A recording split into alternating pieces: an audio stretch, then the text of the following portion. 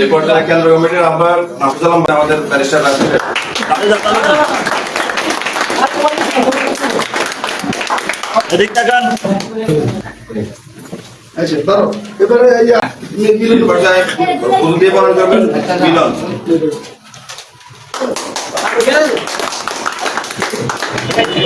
এই পর্যায়ে আমাদের সাবেক মেম্বার মিজানুর রহমান বরণ করে নিচ্ছেন।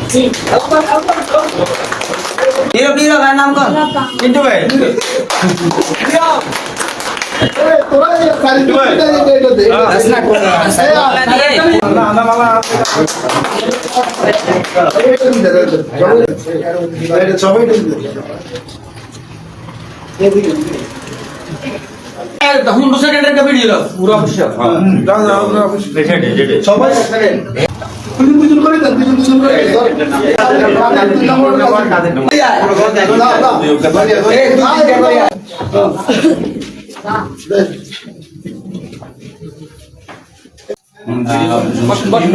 কাজীরখিল বিএনপি যে কেন্দ্র, এই কেন্দ্রের আহ্বায়ক মাহফুজ আলম বাবলু সাহেব আঙ্কেল, ওনাকে আমার ধন্যবাদ যে এখানে একটা প্রোগ্রামের আয়োজন করছেন।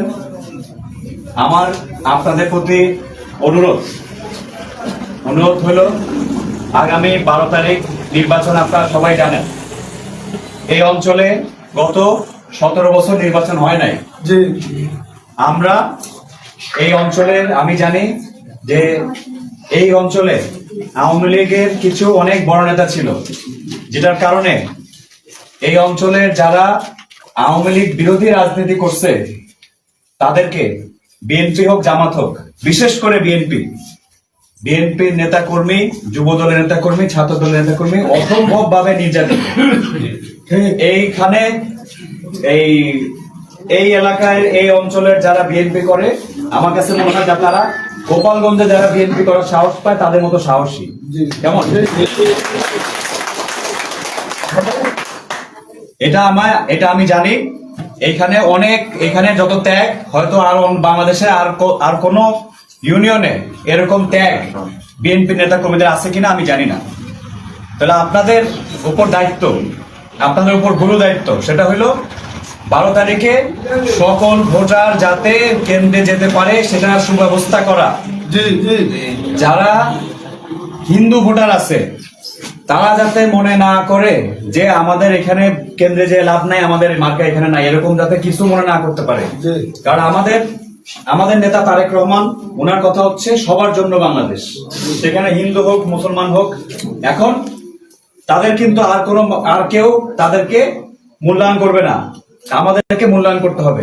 দাড়ি পাল্লাও করবে না, হাত পাখাও করবে না, আমাদেরকে মূল্যায়ন করতে হবে, তাদেরকে কেন্দ্রে নিয়ে যেতে হবে। আর এটা হচ্ছে মহিলা মানুষ, মহিলারা তারা অনেকে চিন্তা করতে পারে আমাদের বাসার কাজ আছে, এই আছে, সমস্যা আছে, আমার হাজবেন্ড বিদেশে থাকে, আমি না গেলে অসুবিধা নেই।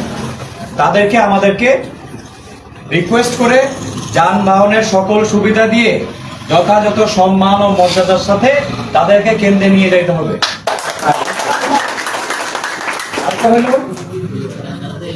এখন নিরপেক্ষ সরকার বলে, নিরপেক্ষ আমি জানি না, নিরপেক্ষ সরকার, এই সরকারের মধ্যে অনেক জায়গায় আমাদের যে প্রতিপক্ষ তাদের লোক থাকতে পারে, আছে নাকি আমি বলতে পারি না, লোক থাকতে পারে।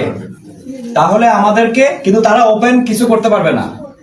আমাদেরকে যেটা সচেতন থাকতে হবে, কেন্দ্র যাতে নিরাপদ থাকে, যাতে কেউ কোনো সহিংসতা না করতে পারে, কেউ যাতে ষড়যন্ত্র না করতে পারে। ভোটারকে সুবিধা দিতে পারলে, নিরাপত্তা দিতে পারলে ভোট আমাদের পক্ষেই হবে। ধানের এইখানের যে এই কেন্দ্রের যত ভোট, এটা আপনাদের কাছে আমানত। এই আমানতের জবাব আপনারা, মূল্য আপনারা 12 তারিখে দিবেন।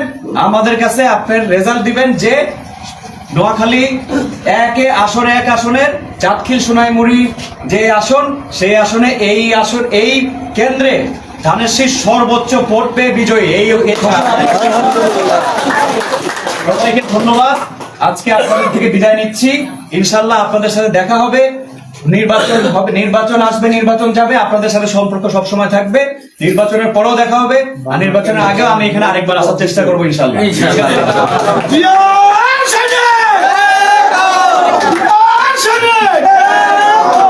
করতে হবে, কাজ করতে হবে। মাজার তো কেন্দ্র যদি এরা খারাপ